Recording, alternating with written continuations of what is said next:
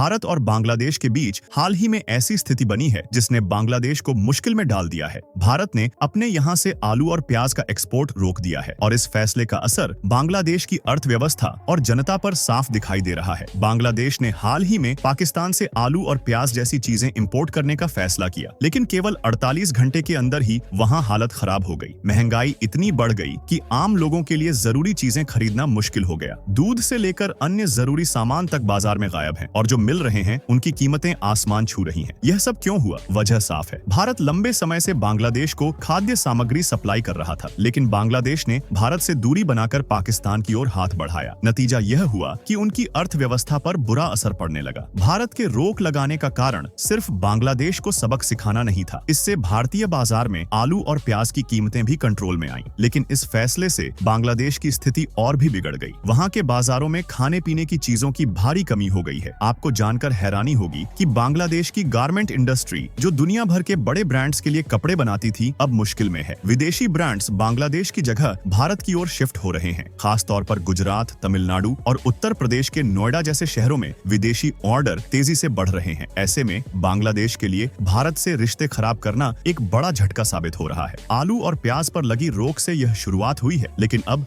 भारत गेहूं, चावल और चीनी जैसी अन्य चीजों का एक्सपोर्ट भी रोकने पर विचार कर रहा है। अगर ऐसा हुआ तो बांग्लादेश की मुश्किलें कई गुना बढ़ जाएंगी। हर साल भारत बांग्लादेश को $1 बिलियन से ज्यादा का गेहूं और अन्य खाद्य सामग्री भेजता है। ऐसे में इन चीजों पर रोक लगने का असर उनकी अर्थव्यवस्था पर बहुत बड़ा होगा। बांग्लादेश की मौजूदा स्थिति यह बताती है कि एक सहयोगी देश से दूरी बनाना और पाकिस्तान जैसे कमजोर देश पर निर्भर होना कितना खतरनाक हो सकता है। अब सवाल उठता है कि क्या बांग्लादेश अपनी रणनीतियों में बदलाव करेगा या अपनी मुश्किलें और बढ़ाएगा? आपकी इस बारे में क्या राय है? कमेंट में जरूर बताएं। और अगर आपको यह जानकारी पसंद आई तो इस वीडियो को लाइक करें, चैनल को सब्सक्राइब करें। जय हिंद।